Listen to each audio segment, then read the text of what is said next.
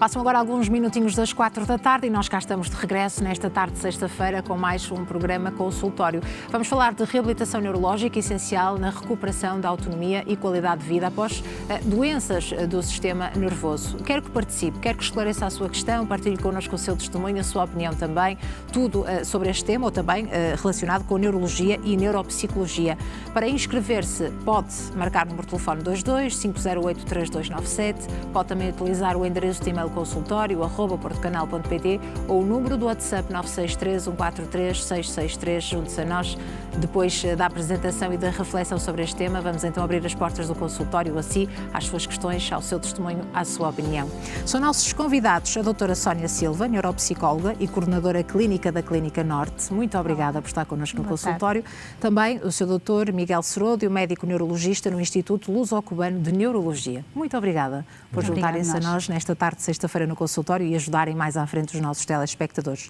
Sr. Doutor, para enquadrarmos este tema e compreendermos a importância da reabilitação, o que é exatamente uma lesão neurológica? Ok.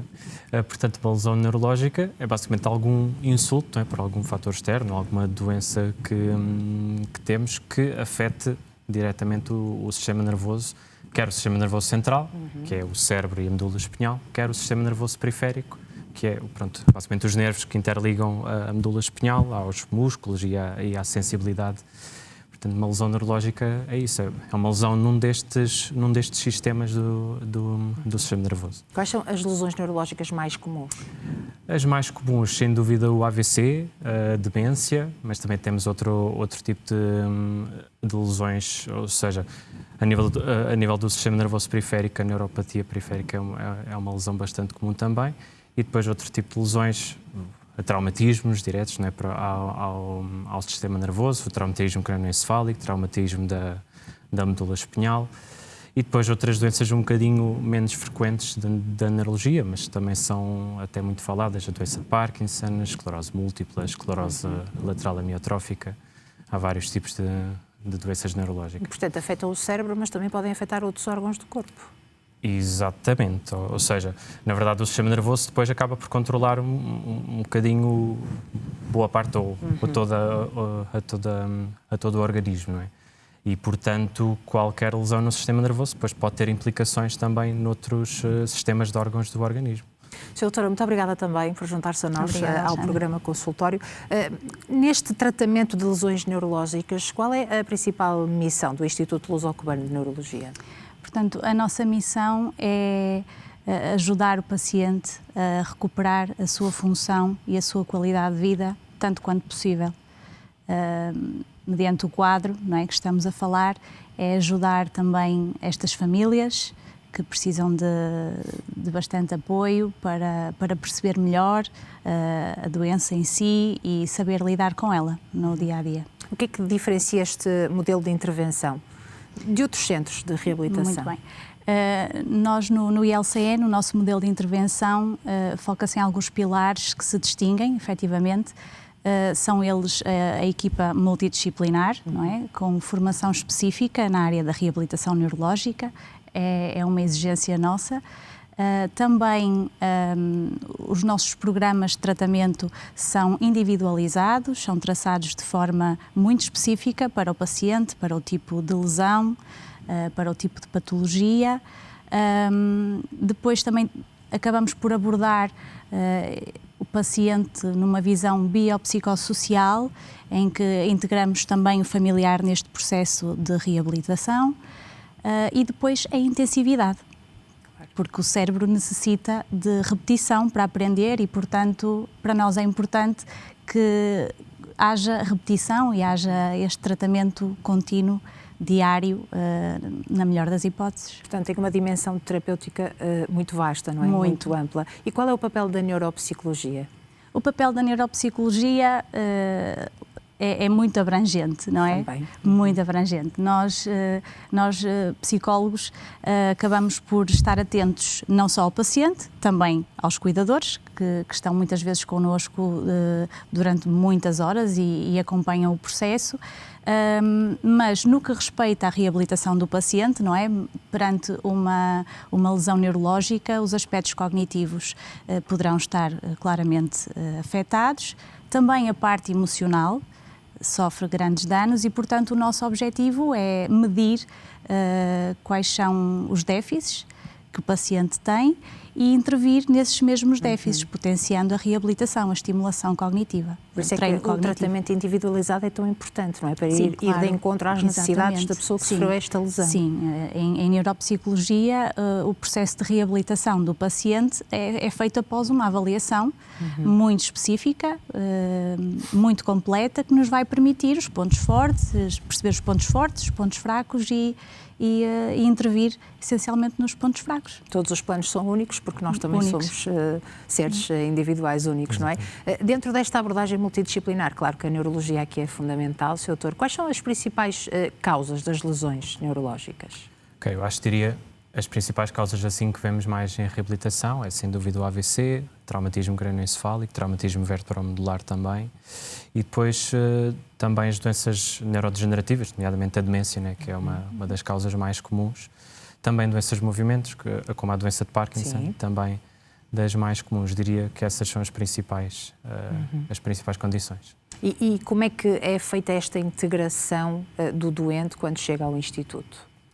Portanto, o que é feito, ou seja, é primeiro feita uma triagem para saber o tópico principal, depois o doente vem à consulta e é uma consulta multidisciplinar, em que normalmente há sempre a neuropsicólogo e fisioterapia ou fisiatra, junto com a neurologia. Avaliamos então, ou seja, qual foi a história do doente, não é? O que é que aconteceu, vemos depois o exame neurológico, vemos os exames que foram feitos, confirmamos o diagnóstico se já houver, se não houver tentamos chegar a um diagnóstico, com pedido de mais exames e isso tudo, e depois começamos logo ali a estabelecer um plano terapêutico, ou seja, que está focado na reabilitação. Se for preciso mais alguma coisa do ponto de vista da medicação ou de estudo etiológico também fazemos essa parte, mas é muito mais focado na parte da reabilitação, não é? E, portanto, tendo em conta todo o historial, todo o processo clínico do doente, ou seja, começamos a estabelecer um plano terapêutico para tentar reabilitar ao máximo os déficits que o doente tem. Basicamente é isto. Depois o plano acaba por ser individualizado, não é? Face às condições do doente, as doenças que tem, o que é que aconteceu, o tipo de lesão que tem, não é? E depois o plano é sem dúvida diferente para as diferentes condições, as diferentes lesões neurológicas, não é? Depois também é diferente para cada doente, porque cada pessoa é uma pessoa diferente, tem as suas tem determinantes diferentes das outras pessoas. E isso depois é tudo tentado ao máximo ser individualizado para conseguir potenciar ao máximo a recuperação do quadro neurológico da pessoa. E como é que uma lesão neurológica pode de facto afetar o dia-a-dia de uma pessoa? Pode afetar em vários aspectos. Mais óbvio do ponto de vista motor, não é? Portanto, a pessoa ficar incapacitada e não conseguir fazer, ou seja, não conseguir ser autónoma nas atividades de vida diárias, quer as mais básicas, vestir-se, tomar banho, ou até mesmo passar da cama para a cadeira, por exemplo, quer as mais instrumentais, ou seja, cozinhar, tratar da medicação, tratar das contas do banco, contas da casa, não é? Isso do ponto de vista motor, não é? Depois, o ponto de vista cognitivo também pode afetar estas mesmas atividades. Depois também do ponto de vista emocional, psicoemocional também, e a neuropsicologia, a psicologia tem um papel fundamental também, que também pode afetar esta autonomia, não é? E o lidar com as dificuldades do dia-a-dia, lidar até com questões relacionadas com o trabalho, não é? Portanto, do ponto de vista motor, do ponto de vista cognitivo, da linguagem, tudo isso pode afetar a autonomia que as pessoas têm para o seu dia-a-dia, para o trabalho, para lidar com os outros, e é isso que nós tentamos ao máximo tentar reverter, reabilitar. Sim, exatamente. Reverter quando é possível. Há sempre uma janela de oportunidade para recuperar? Sim, depende um bocadinho do tipo de lesão que estamos a falar. Imagino que é uma lesão, ou seja, que foi uma coisa que aconteceu no momento e depois é estática, não vai progredindo, não é? Isto são, ou seja, como o AVC, como o traumatismo crânioencefálico. Os períodos ali a janela ideal podem variar um bocadinho de patologia para patologia, ainda não sabemos muito bem qual é que é o cut-off, ou seja, o tempo estabelecido para isso ser feito, não é? Mas sem dúvida que quanto mais cedo melhor, e estamos ali a falar de um período de também 6 meses, um ano e meio. Até. O tempo que pode durar a reabilitação? Não, o tempo que é o mais ideal para conseguir maximizar a reabilitação. Okay? Isto nestas lesões estáticas, em que não são progressivas. Quando falamos de lesões neurodegenerativas, como a demência ou a doença de Parkinson, aí a situação muda um bocadinho de figura. Ou seja, é sempre benéfica a questão de fazer estes programas de reabilitação para tentar maximizar ao máximo a reserva cerebral e tentar melhorar ao máximo a funcionalidade do doente, mas estamos sempre a lutar contra uma doença que é progressiva só por si, não é? E, portanto, aqui, digamos, o período ideal seria, diria eu, ou seja, e do que sabe da literatura, o mais rápido possível, porque estamos sempre a lutar contra a progressão da doença, não é? Portanto, achamos que continua a ser benéfico sempre fazer este tipo de tratamentos, para tentar melhorar os sintomas que as pessoas têm, tentar atrasar ao máximo a progressão da doença e, sem dúvida, quanto mais cedo, melhor nas doenças. Como é que é um dia-a-dia na clínica com doentes, doutora? Que tipo de terapias, tratamentos estamos aqui a falar? Portanto, no dia-a-dia, o paciente que está integrado num programa multidisciplinar, ele pode trabalhar entre 6 a 7 horas diárias, com pausas pelo meio. E vai passar por as diferentes áreas que fazem sentido para o caso, não é? Para a patologia em questão.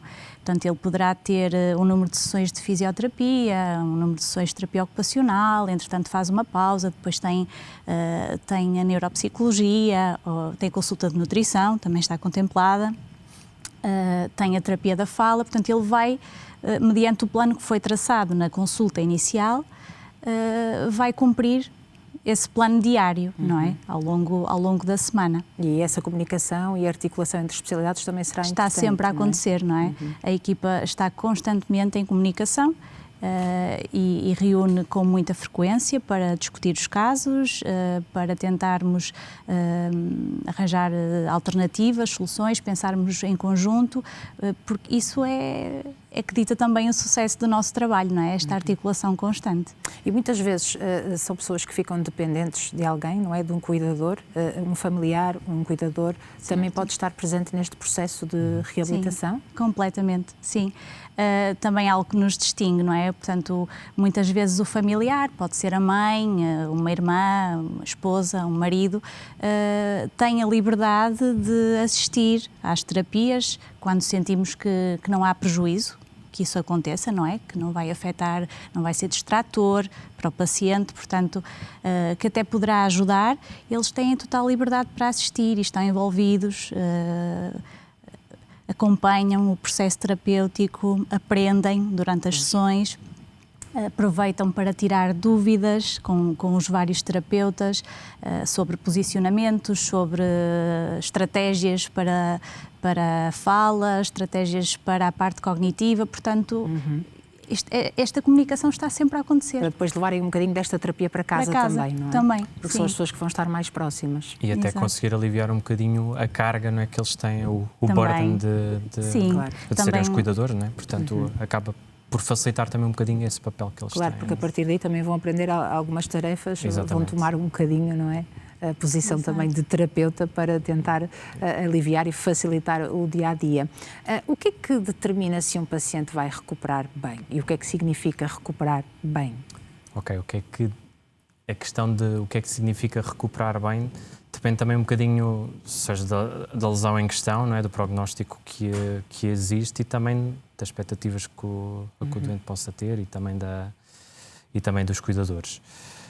Há imensas variáveis, portanto é sempre um bocadinho difícil dizer como é que a pessoa vai evoluir e até que ponto é que ele vai conseguir, ou seja, até que ponto máximo é que ele vai conseguir recuperar, não é? Depende bastante. Novamente, lesões estáticas, AVC, traumatismo, ou seja, não estamos a lutar contra uma doença progressiva, não é? E, portanto, à partida, do ponto de vista de progressão, o prognóstico é um bocadinho melhor, não é?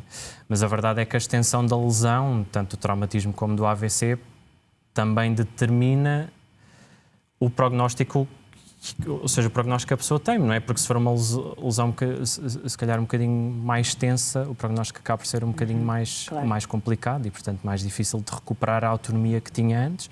Há outras situações em que é possível recuperar a autonomia que tinha antes também. É uma questão que se levanta logo nas primeiras consultas? Ou Muitas vezes. Não tem a ver com o tempo, tem a ver de facto com qualidade e recuperação? Ou seja, muitas vezes já vem com algum objetivo, alguma expectativa que tem, ou seja, já do tempo que tiveram todo, não é?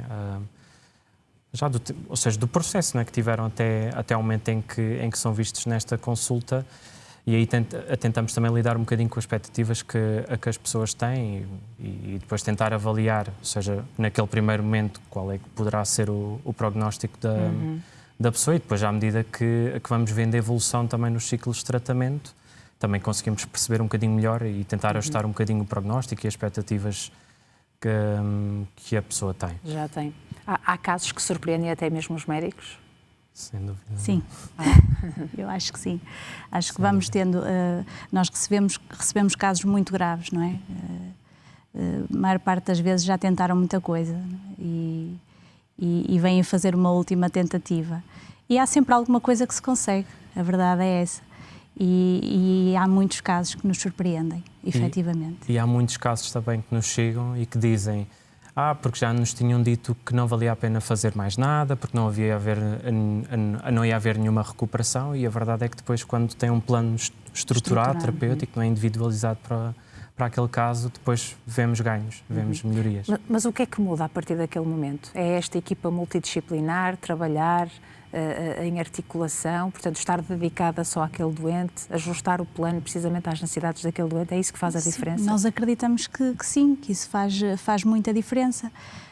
Nós temos um terapeuta a trabalhar ou às vezes mais, 2, 3, com um paciente durante uma sessão, portanto, o terapeuta está totalmente focado, estamos sempre a rever objetivos, estamos sempre a fazer ajustes no plano, se houver essa necessidade. Portanto, eu acho que esta atenção que nós damos acaba por ser muito facilitadora. Pode ser feita uma integração em alojamento também? Sim, sim.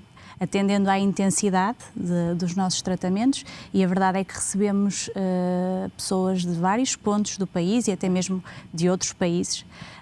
Muitas vezes procuram-nos exatamente por isso, por essa possibilidade de alojamento.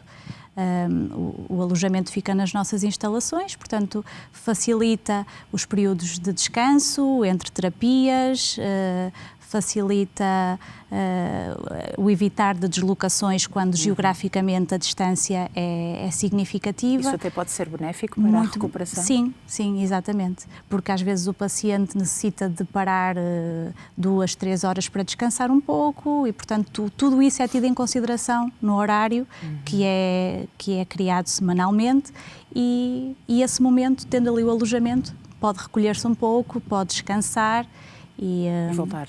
Recuperado, não é? Mais forte. Voltar. E quando o seu doutor diz que tem doentes a quem lhes foi dito que já não valia a pena fazer mais nada, como é que repõe essa esperança? Ou seja, enfim, nós tentamos sempre dar a entender, não é, que há sempre ainda alguma possibilidade de recuperação, não é? Tendo em conta toda a doença atual e todo o quadro e o prognóstico que pode haver. E eu acho que depois, naturalmente, quando as pessoas começam o ciclo de tratamentos e começam a ver as melhorias, as próprias as pessoas e os familiares, os cuidadores, também começam a ver que efetivamente... E a ganhar motivação. Exatamente, sim. E isso pode fazer toda a diferença também? Sem dúvida, também. Portanto, essa motivação da família e do doente em si pode ser determinante depois na recuperação? Sim, sem dúvida. Acho que é mais para si esta questão. Sim, claro que se temos uma família motivada, um paciente motivado, os resultados só podem ser positivos, não é? E nós verificamos isso, sim. E é muito gratificante para nós, sempre que vemos uma família a recuperar, não é? O seu sorriso e o paciente a recuperar algum bocadinho de autonomia que seja. Os primeiros passos, quando acontecem, é muito emocionante. São momentos que ficam, com certeza, não é? Muito. Muito bem. Sim. Muito obrigada por estarem aqui connosco no programa Consultório a falar deste tema tão importante. Vamos agora também saber quais são as dúvidas dos nossos telespectadores. Vamos à sua questão, vamos ao seu testemunho e ainda à sua opinião. Portanto, reabilitação após uma lesão neurológica é o tema, mas já sabe que pode alargar todas as suas questões, toda esta informação, também a neurologia e neuropsicologia. Para inscrever-se é simples, basta marcar o número de telefone 225083297. Tem também disponível o endereço de e-mail consultório@portocanal.pt ou o número do WhatsApp 963 143 663. Aguardamos a sua inscrição e a sua questão. Até já.